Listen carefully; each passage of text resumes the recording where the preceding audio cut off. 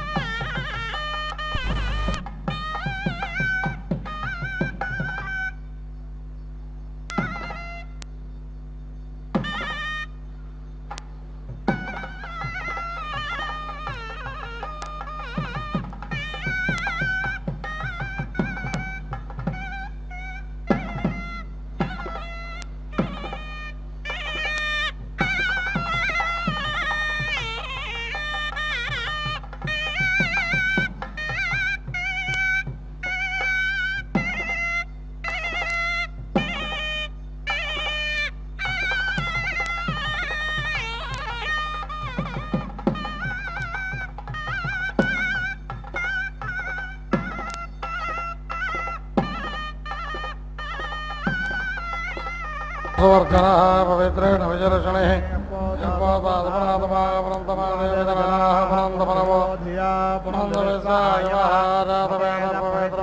पवित्रेण पुनाहिमा शुक्रेण देवदेव्यते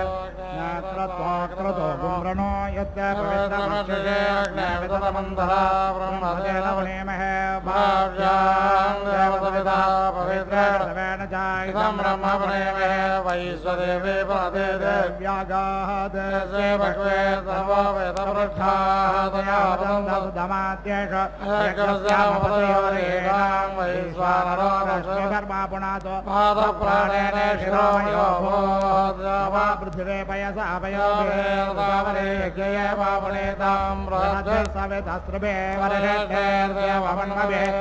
दक्षेः पुनाहिमायेन देवा पुनरायेनापदिव्यङ्गता येन दिव्येन ब्रह्मणा इदं ब्रह्मदेवने पवमाने रध्यते ऋषिभिः सम्भृतगुणरथं सर्वगुणसम्भूतमस्नाति सुतमातरीश्वरा पवमाने रध्यते ऋषिभिः सम्भृतगुणरथं तस्मै सरस्वती क्षीरगं सर्पैर्मधोदकं पवमाने स्वशयने सुदर्शायपयस्वते ऋषिभिः सम्भृतोरसा ब्राह्मणे सुमृतकं हितं पवमाने अर्धशन्तु नः समर्पयन्तु नः देवैर्देवै समाभृताः पवमाने स्वशयने सुदुर्गाय कृतस्तुताः ऋषिभिः सम्भृतोरसः ब्राह्मणे सुमृतकं हितं तेन देवा पवित्रेण आत्मानमुपदेशदातेन सहस्रधारेण पवमान्योपनन्तु वः राजापत्यं पवित्रं सदाध्यापकं तेन ब्रह्मविदोऽयं भूतं ब्रह्म पुनेमहे इन्द्रस्वनेते सह पुनातो सोमस्वत्यारुणसमेज्याय यमो राजा प्रभृणाभ्य पुनातो माजातवेदा मोर्जयन्त्या पुनातो तच्छयोरावृणेमहे गातुं यज्ञाय देवे स्वस्तिरस्वरः स्वस्तिर्मानुषेभ्यः द्विपदे चतुष्पदे ॐ शान्ति शान्ति शान्तिः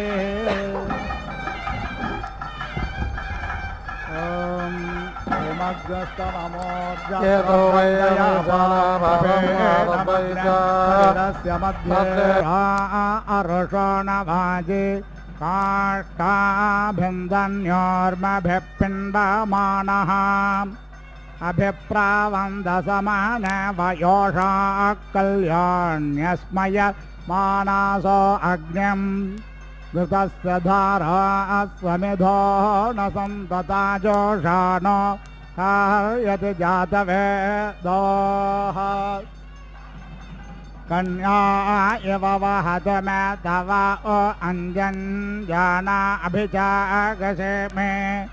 यत्र सोमसूयते यत्र यज्ञो घृतस्य धारा मधुमत्पा वन्दे दामं ते विश्वं भुवनमधुश्रुतमन्तः मुद्रा हृद्यन्तरायोषे अपामने समिधया भृतस्तमस्यामधो मन्दन्त ऊर्म्यं वाजश्च मे प्रसवश्च मे प्रयदिश्च मे प्रसेदिश्च मे धीतिश्च मे क्रतुश्च मे स्वरश्च मे श्लोकश्च मे यज्ञेन कल्पन्ताम् प्राणश्च मे पाणश्च मे यानश्च मे शोच मे चित्तं च माधेदं च मे वाक् च मे मनश्च मे चक्षुश्च मे श्रोत्रं च मे दक्षश्च मे बलं च मे यज्ञेन कल्पन्ताम् ओजश्च मे सहश्च आत्मा च मे धनुश्च मे शर्म च मे वर्म च मे अङ्गानि च मे स्थेनि च मे परोज्ञेषु च मे शरीराणि च आयुश्च मे जरा च मे यज्ञेन कल्पन्ताम् ज्येष्ठ्यं च माधिपत्यं च मे मन्यश्च मे भामश्च मे अमश्च मे अम्बश्च मे जेमा च मे महिमा च मे वरिमा च मे प्रतिमा च मे वर्षिमा च मे द्राघिमा च मे वृद्धं च मे वृद्धश्च मे यज्ञेन कल्पन्ताम्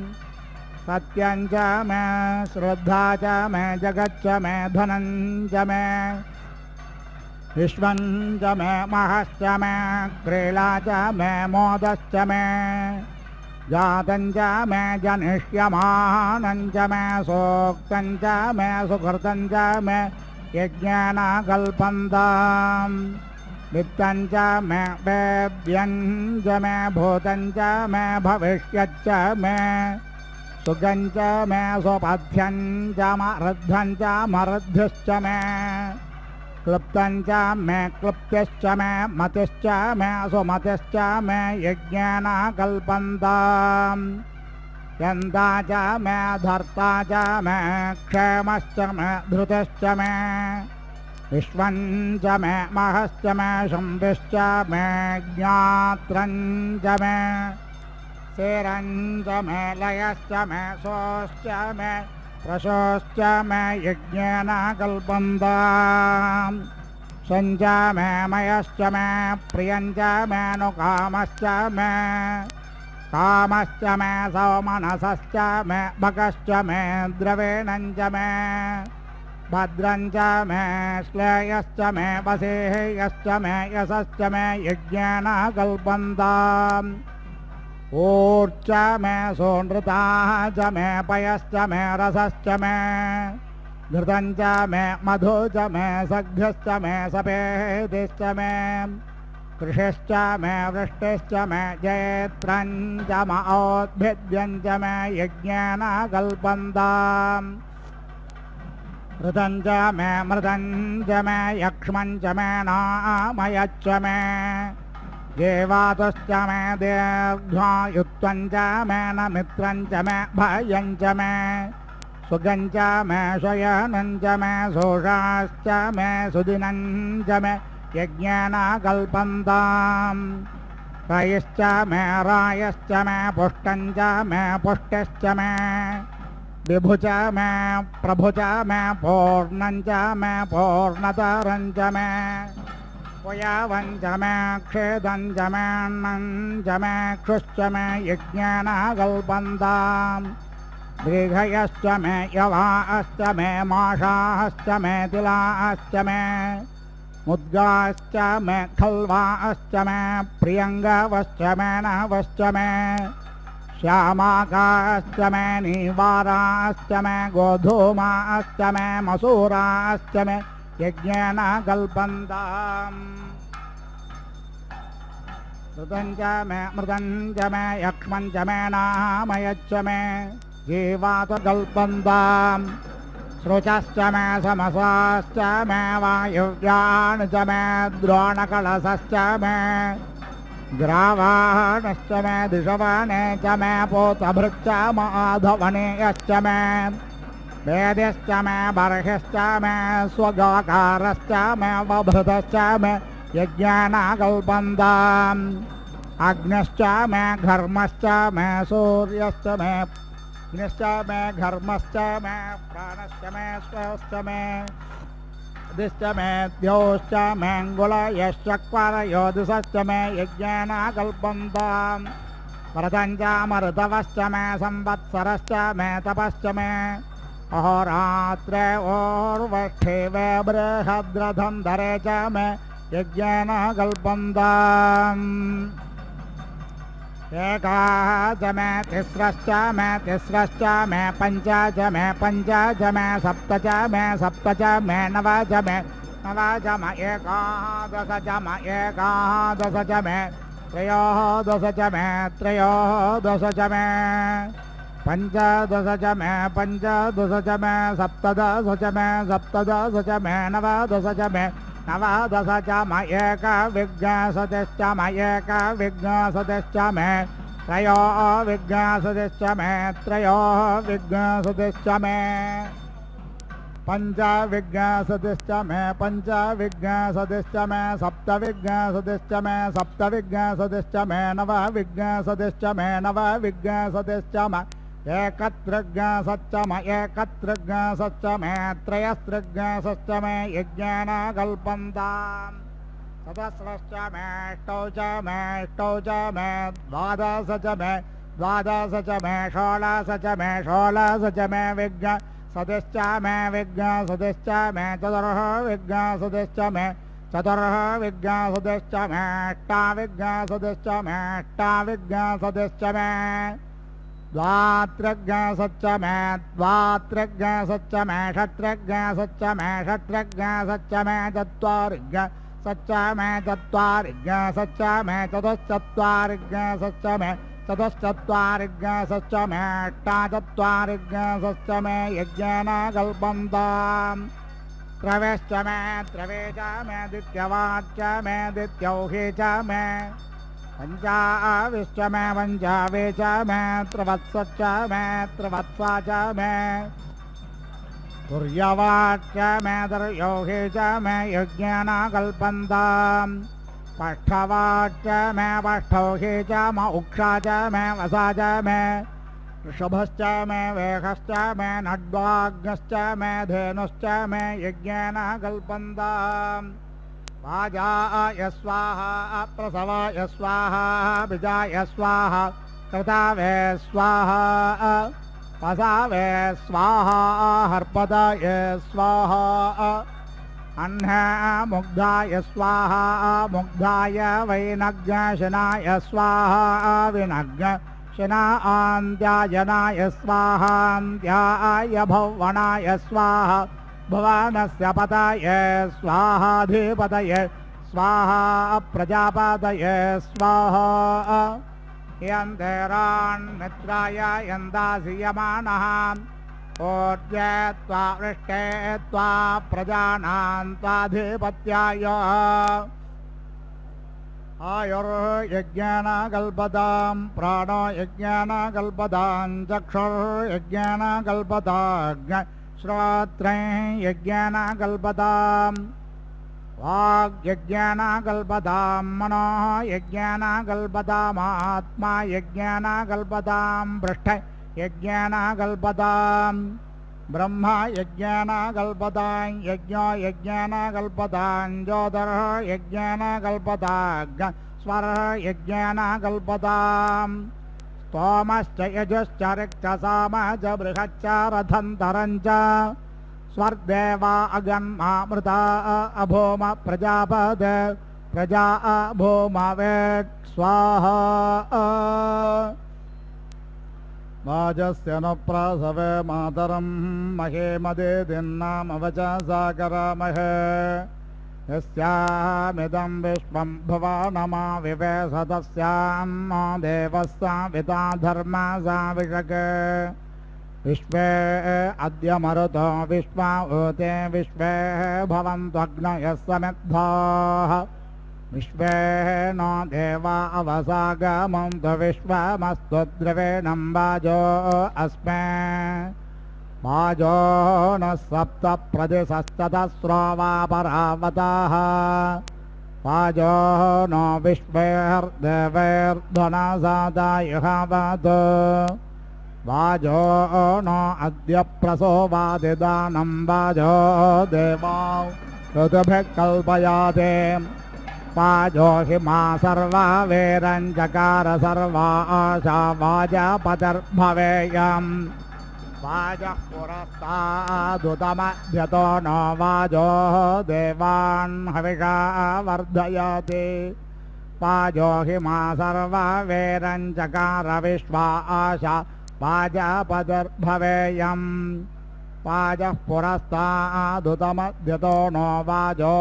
देवान् हविषा वर्धयति वाजो हिमा सर्वा वेरञ्चकार विश्वा आशा वाजपतिर्जयेयम् सम्मासृजामि पयसा पृथिव्या सम्मासृजामि यद्भिरोषधीभिः सोऽहं वाजग्सनेयमग्ने पयः पृथिव्यां पय ओषधिषु पयो दिव्यन्तरिक्षे पयो धोः पयस्वते प्रदेशः सन्तु मह्यम् देवस्य त्वा सवितुः प्रासवेश्विनोर्बाहुभ्यां वोष्णहस्ताभ्याम् सरस्वत्यै वाचो यन्तुर्यन्त्रेणाग्नः साम्राज्येनाभिषिञ्चामि ऋताशालृतधामाग्नर्गं धर्वः तस्यौषधयोऽप्सरसो मुदो नाम स न इदं ब्रह्मक्षत्रं पातु तस्मै स्वाहा पाट्टाभ्यस्वाहा सज्ञाहितो विश्वसा मासौर्यो गन्धर्वः तस्यापो अप्सरसवोर्जो नाम स न इदं ब्रह्मक्षत्रं पातु तस्मै स्वाहा वाट् तस्य मरीचयोऽप्सरसा आयुवो नाम स न इदं ब्रह्मक्षत्रं पातु तस्मै स्वाहा वाट्टाभ्यस्वाहा सुषुम्नः सूर्यरश्मिश्चन्द्रमा गन्धर्वः तस्य नक्षत्राण्यप्सरसो भेकुरयो नाम स न इदं ब्रह्मक्षत्रं पातु तस्मै स्वाहा वाट्टाभ्यस्वाहा ऋषिरो विश्वव्यजावातो गन्धर्वः तस्यापो अप्सरस ऊर्जो नाम स न इदं ब्रह्मक्षत्रं पातु तस्मै स्वाहा वाट्टाभ्यस्वाहा भुजस्वपर्णो यज्ञो गन्धर्वः तस्य दक्षिण अप्सरसस्तव नाम स न इदं ब्रह्मक्षत्रं पातु तस्मै स्वाहा वाट्टाभ्यस्वाहा स न भुवनस्य पते प्रजापते यस्य द उपरे गृहायस्य वेह अस्मै ब्रह्मणस्मै क्षत्राय महेशर्मा यच्छ स्वाहा समुद्रोऽसि नभस्वानार्द्रदान शम्भोर्मायो भोरभिमावाहि स्वाहा मारुतोऽसि मरुताङ्गणः शम्भोर्मायो भोरभिमावाहि स्वाहा अवस्योरसि दुवस्वान् शम्भोर्मायो भोरभिमावाहि स्वाहा तास्ते अग्ने सूर्ये रुचो दिवामादन्वन्ते रश्मिभिः ताभर्णो अद्य सर्वाभिरुचे जनाय नस्कृधे यावो देवाः सूर्ये रुचो गोष्वश्वेषु यारुचाः इन्द्राग्ने ताभिः सर्वाभिरुचन्नो धत्त बृहस्पते रुचन्नो देहि ब्राह्मणेषु रुचग्राजसु नस्कृधि रुचं विश्वेषु शूद्रेषु मये देहि रुचारुचम् तत्त्वायामि ब्रह्मणा वन्दमानस्तदाशास्ते यजमानो हविर्भिः अहेळमानो वरुणेह बोध्वरो सज्ञसमान आयुः प्रमोषेः स्वर्णघर्म स्वाहा स्वर्णार्क स्वाहा स्वर्णशुक्र स्वाहा स्वर्णज्योति स्वाहा स्वर्णसूर्य स्वाहा अग्नेयो नज्मिषवसा घृतेन दिव्यज्ञसोपर्णं वयसा बृहन्तम् तेन गमेम ब्रध्नस्य विष्टपज्ञस्वरुहाण अधिनाकामुत्तमम् इमौ ते पक्षा अजरोपधत्रिणो याभ्याग्रक्षा अग्नस्य पहग्नस्यग्ने ताभ्यां पदेम सुकृतामुलोकं यत्र ऋषयो जग्मुः प्रथमज पुराणाः इन्दुर्दक्षस्येन ऋता बाहिरण्यपक्षस्वकुणो भूरण्यः महान् सधस्थे ध्रुव आनिषत्तो नमस्ते अस्तु मामाहिग्नसेः दिवो मूर्धासे पृथिव्यानाभिरोर्गपामोषधीनां विश्वायुत्सर्मा सप्रधानमस्पथे विश्वस्य मूर्धन्नधि तिष्ठसि श्रुतस्य मुद्रे ते हृदयमप्स्वायु कपोधत्तो दधिम्भिन्ता दिवस्पर्जन्यादन्तरिक्षात् पृथिव्यास्ततो नो वृष्ट्या वा इष्टो यज्ञो भृगोभिराशेर्दावसोभिः तस्य न इष्टस्य प्रेतस्य द्रवे देहागामेः यदा कोहोतात् समसुस्रोद्धृतो वा मनसो वा सम्भृतं चक्षुषो वा तदा नो प्रेता सुकृता लोकं यत्र ऋषयो जग्मुः प्रथमज पुराणाः एतज्ञसधस्तपरे ते दधामि यमावः अच्छेवदिञ्जातवेदोः अन्वागन्ता यज्ञपादर्वो अत्र तज्ञस्म जानेत परमे व्योमन् एतञ्जानाथ परमे व्योमन् देवाः सदस्था विदरूपमस्य यदा गच्छात्पथिभिर्देवयानैरिष्टापूर्ते कृणवधाविरस्मै उद्बुध्यस्वाग्ने प्रतेजागृहीत्वमिष्टापूर्ते सृजधामयञ्च अस्मिन् सधस्थे अध्युत्तरस्मिन् विश्वे देवा यजमानस्य सीदत येन वहसि सहस्रं येनाग्ने सर्ववेदसं तेन मयि यज्ञन्नो नयस्मर्देवेषु गन्तवे प्रस्तरेण परिधिना श्रुचा वेद्या च बर्हिषा च मयि यज्ञन्नो नयस्मर्देवेषु गन्तवे यद्दत्तं यत्पारादानं यत्पूर्तं याश्च दक्षिणाः तदग्निर्वैश्वकर्मणस्मर्देवेषु नो दधत् यत्र धारा अनापेता मधोर्घृतस्य जयाः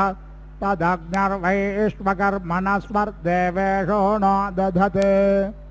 ये अग्नयः पाञ्चजन्या अस्यां पृथिव्यामधि तेषामसि त्वमुत्तमः प्रणो जीवातवे सुवा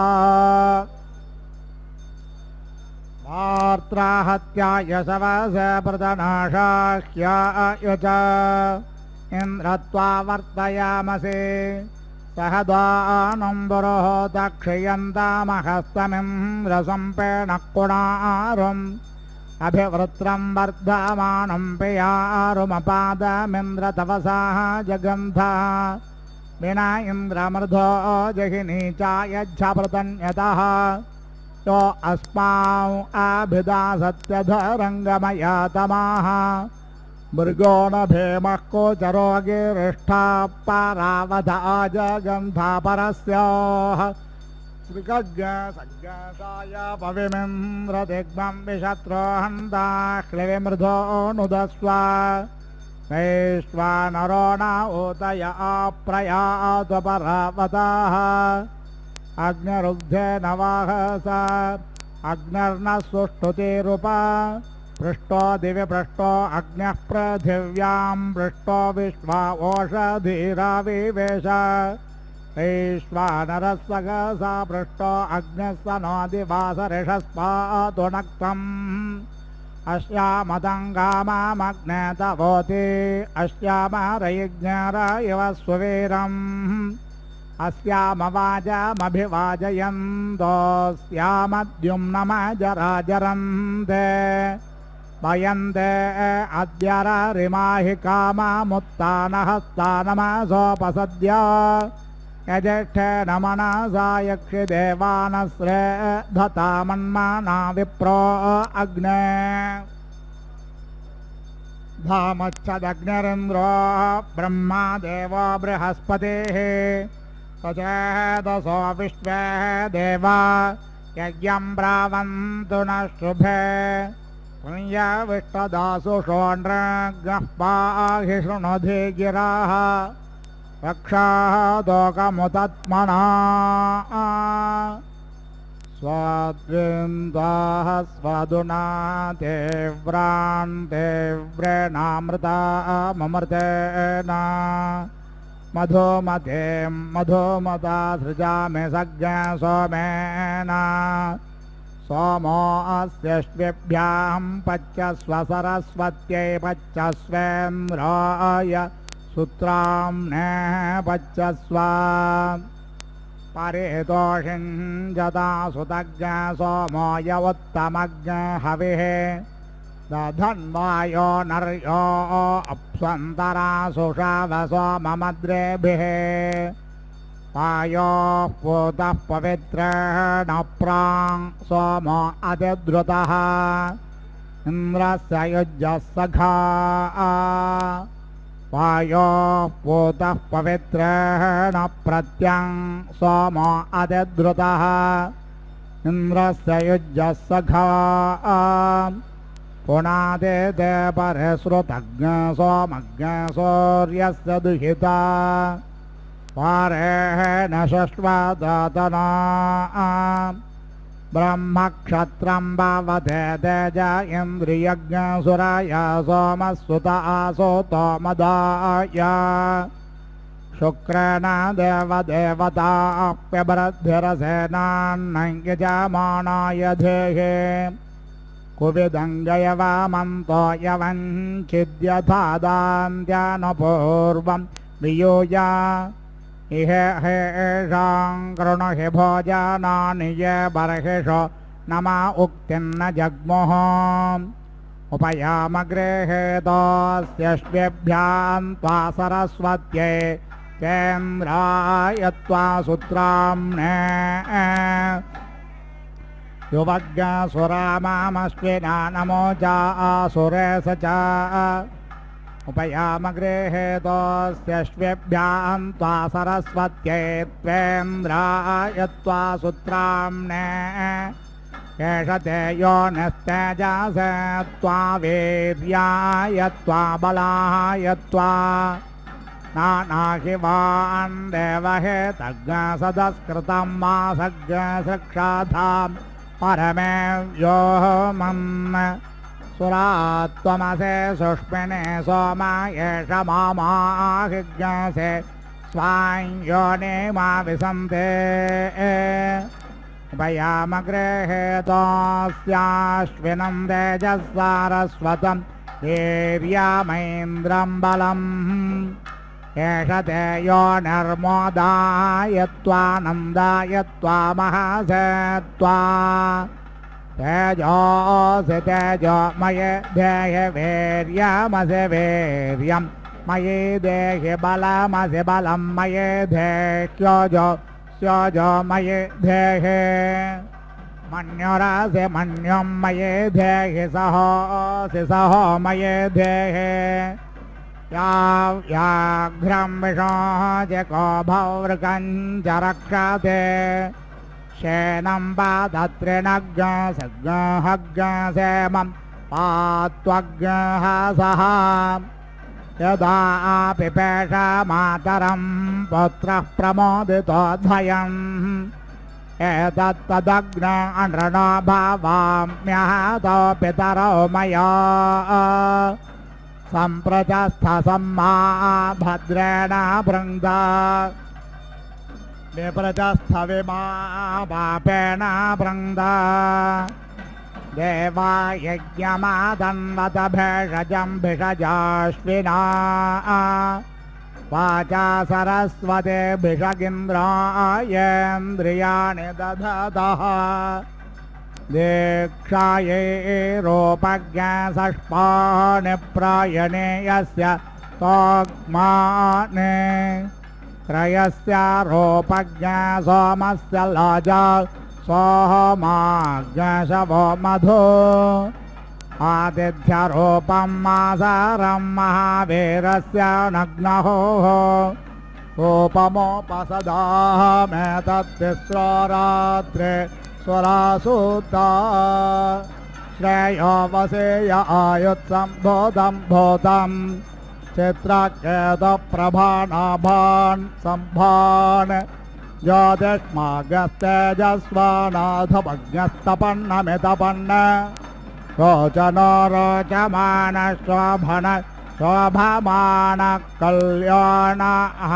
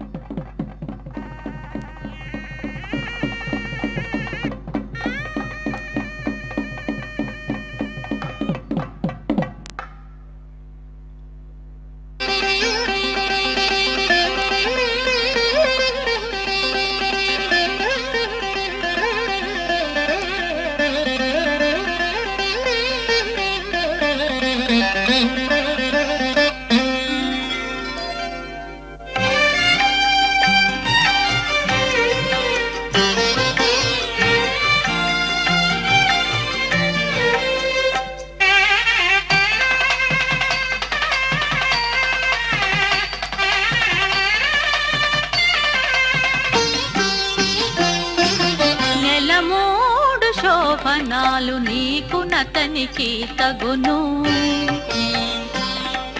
నెలమూడు శోభనాలు నీకు నతనికి తగును కలకాలము నిత్స కళ్యాణమమ్మ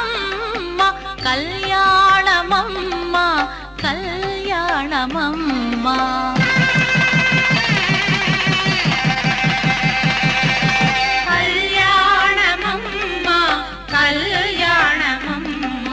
నెలమూడు శోభనాలు నీకు నతనికి తగును కలకాలము నిత్స కళ్యాణమమ్మ కళ్యాణమమ్మ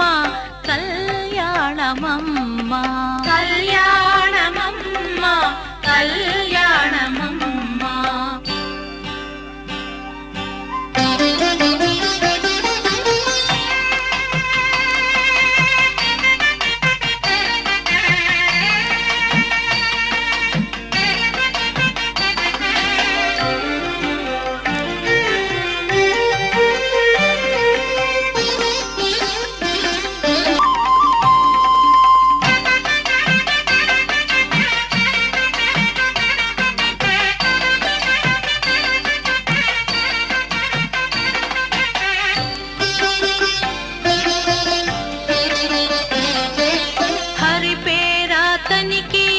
హరినే క్షణవు నీవు కరిగా చెదాను నీవు కరియానవు హరి పేరాతనికి హరినే క్షణవు నీవు కరిగా చెదాను నీవు కరియానవు సరి జలధి శాయి జలధి కన్యవు నీవు సరి జలధి శాయి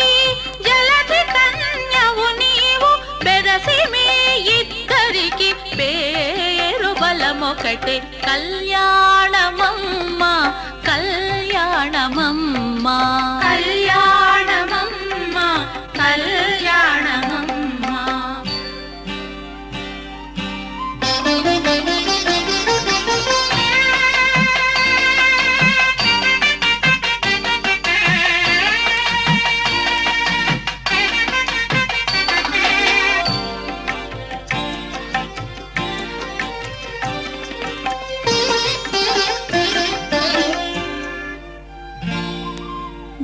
జలజనాభుడతడు జలజముఖివి నీవు అలమేలు మంగవు నిన్నలమే తాను జలజనాభుడతడు జలజముఖివి నీవు అలమేలు మంగ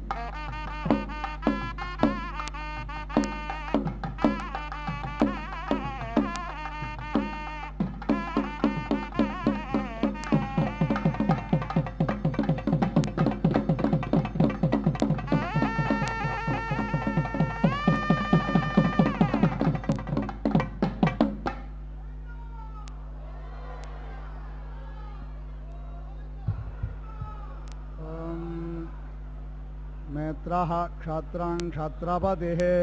क्षत्रमस्मिन् यज्ञे यजमानाय ददातु स्वाहा इन्द्रो बलं बलपतिः बलमस्मिन् यज्ञे यजमानाय ददातु स्वाहा बृहस्पतिर्ब्रह्म ब्रह्मपतिः ब्रह्मास्मिन् यज्ञे यजमानाय ददातु स्वाहा सविता राष्ट्रगुं राष्ट्रपतिः राष्ट्रमस्मिन् यज्ञे यजमा